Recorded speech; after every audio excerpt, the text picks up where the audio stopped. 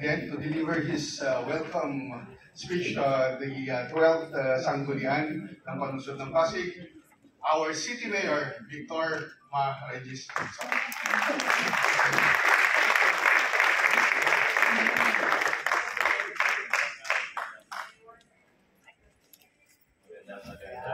Magandang hapon sa ating lahat. Una po tayo. Sa afternoon po, lalo na kay Attorney. Magandang umaga, magandang hapon, lalo na kay Vice Mayor Dodot sa ating mga miyembro ng Sanggunian Talugsod. Maraming salamat po sa pag-imbita sa akin para makasama dito sa inyong inaugural session. Congratulate ko po muli ang bawat isa, ang ating Vice Mayor, ang ating mga konsyal,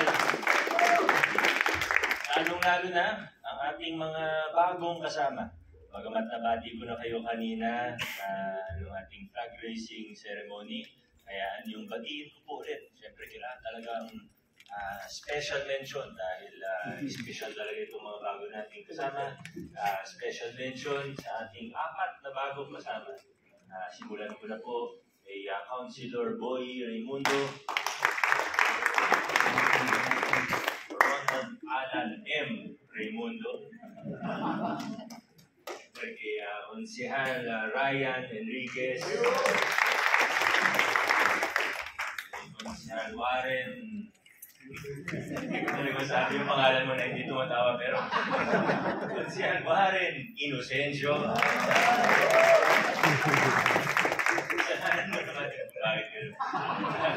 At last but not the least, unang distrito naman po, si Councilor Coach Paul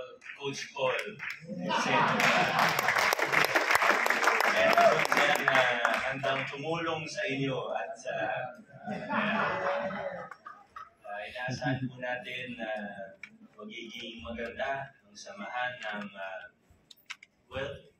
Sanggunian Talugsod sa 12 City Council po, ang ating 12 City Council. May God guide you, give you wisdom in everything that you will do in the next 3 years. And may you serve as catalysts for change, catalysts for innovation in our city. Tingin ko yan yung isa sa pinaka-importanting trabaho ng konsyal. Bilang kayo po ay mga policy makers, kayo po ay mga legislators, hindi kayo ordinaryong empleyado lamang, hindi kayo po ay legislators and policy makers.